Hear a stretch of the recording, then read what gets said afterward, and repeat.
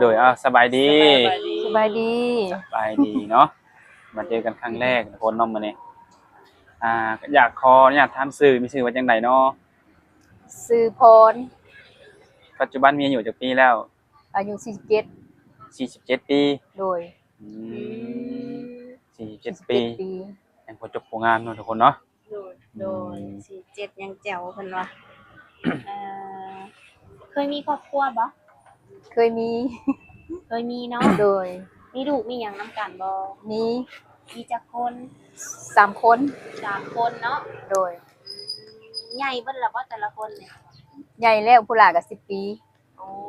ผู้หลา10ปีเนาะผู้กก23โอ้23ปี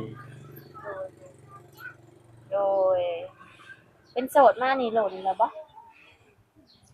ประมาณ5-6 เดือน 5-6 เดือน โดยแปลว่าเป็นห้างหรือเป็นหมาย เป็นห้างโอ้เป็นห้างเนาะโดย เลิกรากับสามีนี่ได้5-6เดือนแล้ว โดย โอ้ นี่การเลิกลานี่จังไดแบบเกินนี่ก็ฉีกใบน้ำตาลอย่างเรียบร้อยบ่แม่นอืมสิใบน้ำตาลเรียบร้อยแล้วบ่มีหยังของ โดยเป็นจังได๋คือว่าอยู่นำกันมาก็อันดนคือว่ายังต้องเลิกกัน บ่เข้าใจกัน โอ้จักปีก็ใช้ชีวิตร่วมกันมานี่ ก็หลายปีอยู่ บัดสิมาบ่เข้าใจกันในช่วงวัยนี้บัดนี้เนาะ โดย อืมหลังจากเลิกรากันไปนี่จะได้ลูกๆนี่อยู่นำแม่บ่หรือไปอยู่นำพ่อนำอยู่น้ำแม่2คนโอ้อยู่น้ำพ่อผู้หนึงอืมโดยอยู่น้ำย่าโดย บ่แม่นอยู่น้ำพ่ออยู่น้ำย่า อยู่นำย่า ยามเลี้ยงบ่ แม่น ก็คือความสัมพันธ์กับคนเก่านี่คือตัดขาดกันเรียบร้อยเนาะ โดย บ่คิดสิกลับไปหากันอีกแล้วเด้ บ่คิด บ่คิดแล้วเนาะ เลิกแล้วคือเลิก โดยแต่ว่ามื้อนี้ก็คือมาเปิดโอกาสให้ตัวเองใหม่เนาะ โดย คือมาเปิดใจออกทางช่อง YouTube เฮาเพื่อว่าหาคู่หรือว่าหาสามีอีกเทื่อหนึงเนาะ โดย อืมการหาคู่หรือว่าหาสามีนี่อยากได้อายุหลายปานใด ตอบบ่ได้ แล้วแต่แม่นบ่ แล้วแต่ โอ้คือบ่ได้จำกัดอายุเนาะ โดย แล้วแต่ว่าผู้ที่สิรับเฮาได้แล้วก็เข้ามาล้มมาจีบเฮาเนาะ แม่น โดยต้องเลือกอยู่บ่สาวเพิ่นต้องเป็นคนประเทศไทยประเทศลาวเฮานะ บ่เลือกชนชั้นวรรณะ โอ้โโดย ก็ถือว่าในส่วนนี้ก็บ่ได้มีข้อจำกัดเนาะ โดย ก็เลยอยากถามสเปคเนาะของผู้ชายมักคนแบบใดมีบ่แบบสเปคแบบมักผู้ชายแบบว่าเฮ็ดแล้วมักนะมีบ่ เฮ็ดแล้วมักคั่นว่า โดยมักจังได๋แบบเอาง่ายคืออยากได้สามีเป็นคนแบบนั้นแบบนี้นะมีบ่ ก็แนวคิดก็อยากได้แบบว่าถ้าว่าเขามาดูแลเฮาเบิ่งครอบครัวเฮาได้ก็สามารถเข้าแบบว่าเข้าใจกันได้นะ โอ้ แบบว่ากันเข้าใจกันหั้นนะ โดยคือเน้นความเข้าใจเนาะ โดย ความเข้าใจแบบว่าความแบบมาดูแลครอบครัว ดูแลเนาะ แม่น ดูแลซึ่งกันและกันนั่นแหละเนาะ แม่น อืมถ้าว่าในส่วนอันนี้ที่แบบบ่อยากเจอบ่อยากได้นี่จ้ะผู้ชายแบบใด ไปมักไปเล่นไปเที่ยวนี่แหละ บ่อยากได้ ไป แบบ เที่ยวเนาะ แม่น คือเฮาอยู่หลายประเทศก็ยังบ่จักพอง่ายๆกันเนาะ โดย ยังอยากไปเล่นไปเที่ยวอยู่ ไปเล่นไปเที่ยวแบบบ่มาดูแลครอบครัวเฮือนซานน่ะนะแบบนี้หลีกเลี่ยงแบบนี้น่ะ โดย บ่เอาใจใส่ครอบครัวเฮือนซานน่ะนะ โดย หลีกเลี่ยงแบบนี้น่ะ หลีกเลี่ยงจุดนี้เนาะ แม่น หลายๆคนก็คือบ่อยากเจอดอกแบบนี้เนาะ แม่น การที่ว่าบ่ดูแลครอบครัวบ่เอาใจใส่ครอบครัวนี่เอาลิ้นเป็นใหญ่ไว้ง่ายกันเนาะ แม่น อืมโดยถ้าเกิดมีคนเข้ามาจีบมาล้มนี่นะแบบเข้ามาหมักนี่สิเบิ่งใจกันดนบ่ ก็คบกันไปเบิ่ง โดย เอาตามความเป็นจริงเนาะซั่นซะเนาะ แม่น เบิ่งกันไปก็คุยกันไปศึกษากันไปเนาะ โดย ถ้าเกิดว่าคนที่เข้ามาหาเฮาโอเคเพิ่นก็โอเคก็จังตกลงกันตัวนี้เนาะ โดยเบิ่งกันไปและเข้าใจกันบ่หั่นนะมันเว้า โดย ผมเว้าคุมว่าบ่ลักษณะของเฮามันเข้ากันบ่หั่นนะเป็นไปได้บ่หั่นนะ โดย ก็จังว่าโอเค โดยแน่นอนทุกคนเนาะ โด ต้อง ย มีการศึกษาเบิ่งใจคุยกันเนาะ โดย ว่าผู้ชายที่เข้ามาเฮานี่เฮาสิแบบเบิ่งพาได้บ่สิมอบชีวิตเฮานี่เพิ่นดูแลได้บ่เนาะ โดย มโดยคือปัจจุบันนี่สิเฮ็ดอาชีพหยังไงปัจจุบันนี่ ค้าขายและขายเสื้อผ้าอยู่ตลาด ขาย เซ เสื้อ โน ผ้าเป็นห้านตัวนี้เนาะ โดย โอ้เฮ็ดอาชีพนี้มาดนปานใดแหละ ก็10กว่าปีแล้ว 10กว่าปีแล้ว แม่น อืม 10ปลายปี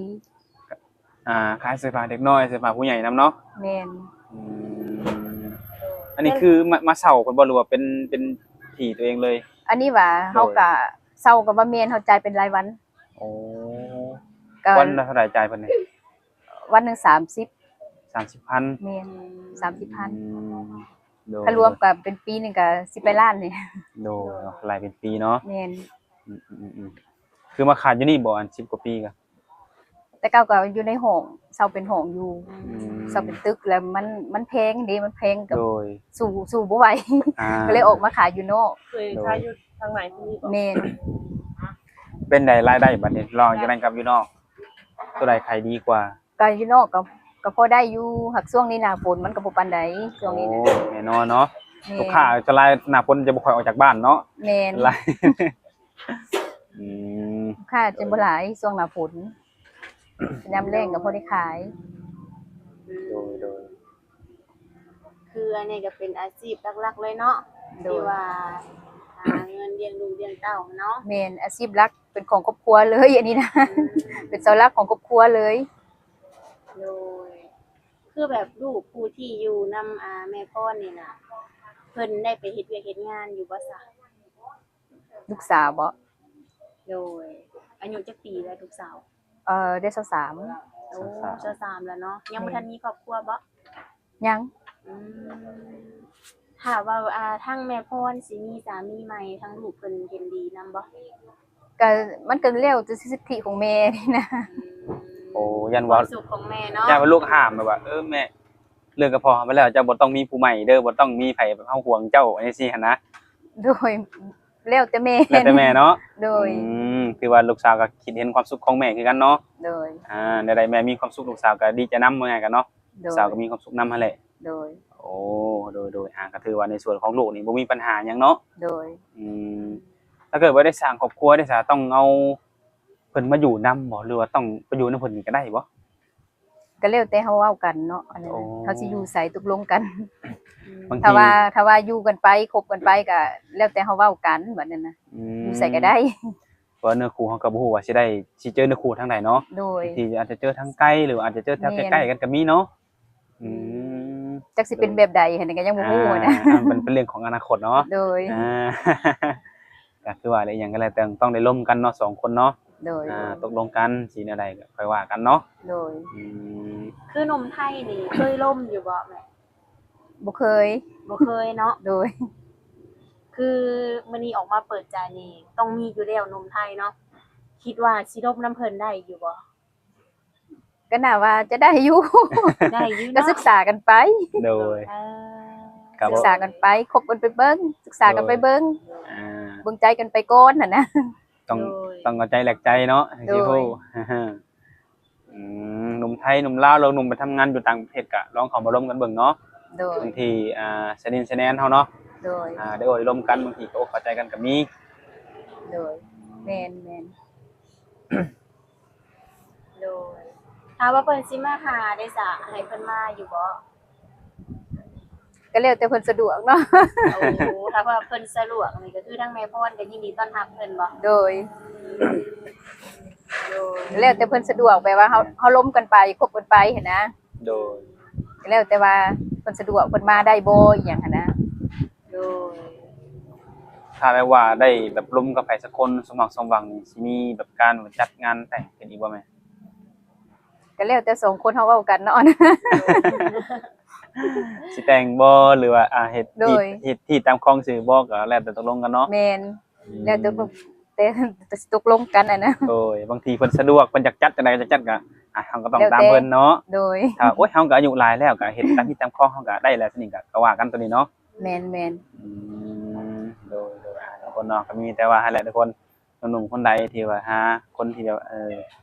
พร้อมที่จะสร้างครอบครัวเนาะหรือว่าอยากโอ้อยากล้มก็สามารถทักทายเข้ามาได้ถ้าเพิ่นสนใจได้จะมีข้อมูลทางติดต่อยังไงให้เพิ่น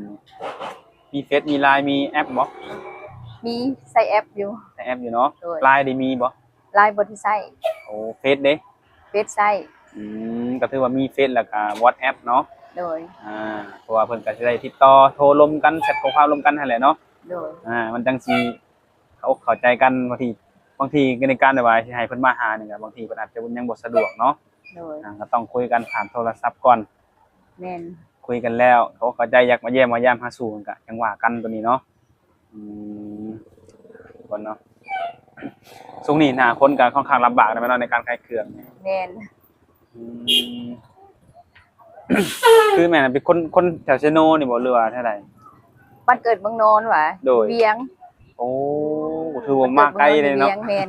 แต่มาอยู่ไซโนนี่ก็ได้หลายปีแล้ว อืม แต่อายุ22ก็3 ปี มาสร้างครอบครัว ปัจ เช จุ โน บันนี้ บ่ นี่ก็ได้47แล้วเนาะก็หลายปีเด้ โดย มาอยู่นะ มาสร้างครอบครัวอยู่เชโนพี่บ่ แม่น โอ้ถือว่าคนเก่าเนี่ยเป็นคนอยู่เชโนนี้ แม่น อืมโดย ใช้ชีวิตคู่กันก็ล้นเติบเนาะแม่ โดย แต่ก็ยังต้องได้เลิกลากันเนาะ แม่น ย้อนความบ่เข้าใจกันนี่บ่ แม่น คือว่าเป็นบุญวาสนาเฮาสร้างบุญมานำกันซั่นนี่เนาะ โดย นั่นแหละทุกคนเราได้กลับไปเยี่ยมบ้านเกิดอยู่ว่าไหม ก็ไปอยู่ปีละเทื่อ มีละเทื่อเนาะ ปีละเทื่อจะสิมื้อเทื่อหนึง โอ้ มีเวียกเลยจังมื้อหั่นเอง โดย เวียกจะเป็นแล้วก็มื้อ ก็คืออยู่เวียงมาเปิดห้างให้เกี่ยวอยู่เซโนเฮาเนาะ โดย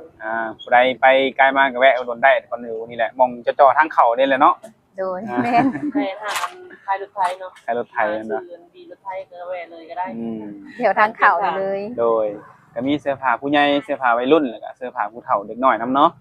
โดย ถือว่ามีครบทุกคนเลยโดยทุกคน กินข้าวเที่ยงได้จ้ะแม่ ยัง ยังบ่ทันกินบ่ โดย อืมจักโมงจะปิดห้านนี่นะ ก็อิงตามช่วงนี้มันฝนตกดุ โอ้ มันก็เว้าเป็นโมงบ่ได้นั่นล่ะ ก็อิงตาม ถ้าฝนบ่ตกก็ค่ำ3-4 โมง5 โมง โดย ถ้าฝนตกก็2 โมง3 โมงฝนตกก็ได้ปิด ท่านฝนตกมันต้องได้เก็บเนาะ แม่น เก็บก็คือว่าอยู่ในนี่บ่เคืองหรือว่าม่วนเนาะ บ่ได้เอามือก็ไว้นี้ นอนอยู่นี่บ่ บ่แบบมันมีรปภเขาเจ้ายาม โอ้ นี่ โดยนี่ รป ใครอยู่ซะเนาะยันเอาไว้นี่แหละบ่มีคนเฝ้าเนาะ ยันมีคนมาหลักมาหยังคั่นดอกโอ้แต่ว่ายังมีรปภเพิ่นเฝ้าเนาะรปภเนี่ยต้องจ้างเป็นส่วนตัวบ่ ก็บ่ก็เขาเจ้าก็มาเก็บอันอยู่ในรวมมันเป็นมือหันเลยเด้ แบบเป็นคนของที่ให้เช่าพื้นที่นี่ แม่น โดยดีเนาะแบบนี้เนาะ แม่น โดยเดี๋ยวมันการรักษา เอาหยังไว้ก็บ่เสียดอกอยู่ตลาดนะ โดย เพราะว่าเขาเจ้าก็รักษาความปลอดภัยดีๆเด้ทางตลาดเฮาก็ได้พวกรปภเพิ่น เนาะ โดย ก็บ่มีไผสามารถสิเข้ามาลักได้ อืมโดยก็ถือว่า เพิ่น ดี อยู่เป็นจุดเป็นจุดเด้รปภเขาเจ้า พ่อมี ตลาด มีสี่ซอยเนาะทาง แม่น ดีครับ อยู่จุดนั่นจุดนี้เขาเจ้าก็แบ่งกันเด้ โดย 4 โมง 3 โมง 4 โมงเขาเจ้าก็เริ่มเข้ามาแล้วรปภน่ะ โอ้ เข้ามาอยู่นะ เวลาเปิดต้องมาเปิดแต่เช้าบ่ ก็อิงตามความสะดวกบางเทื่อค่าเวียกค่าหยังก็สวยบางมื้อก็แต่เช้าบางมื้อก็6 โมงบางมื้อก็7 โมงครึ่งเพื่อเฮาไปส่งลูกส่งเต้าเพื่อเฮากิน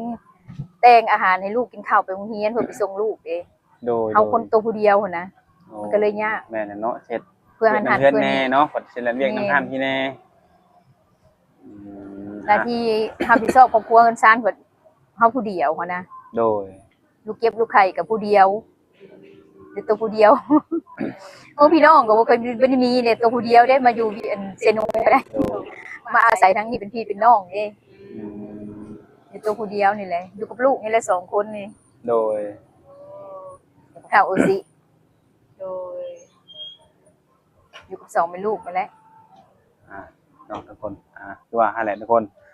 สนอกสนใจทักทายมาได้เนาะมีเฟซมี WhatsApp เข้ามาล้มเข้ามาศึกษากันเนาะสิได้เป็นเนื้อคู่หรือว่าสิได้เป็นพี่เป็นน้องก็เบิ่งไปตามการอบรมกันแหละเนาะการตกลงกันเนาะบางทีล้มกันแล้วทำความรู้จักกันก็มีบางเรื่องบ่เข้าใจกันก็เป็นพี่เป็นน้องกันเนาะ โดย โอเคเนาะทุกคนทั้งเฮาก็คือสิบ่มีหยังหลายทุกคนเนาะก็มีแต่ว่าให้เพิ่นไปให้เครื่องเพิ่นต่อเนาะเฮาก็ขอรบกวนเวลาเพิ่นซะนี่แหละมีหยังก็สามารถทักทายอารมณ์กับทางแม่พรได้ทุกคนเนาะงั้นเฮาก็สิเอาซะนี้ก่อนมื้อหน้ามื้อในจังค่อยว่ากันใหม่เนาะโดยสบายดี สวัสดี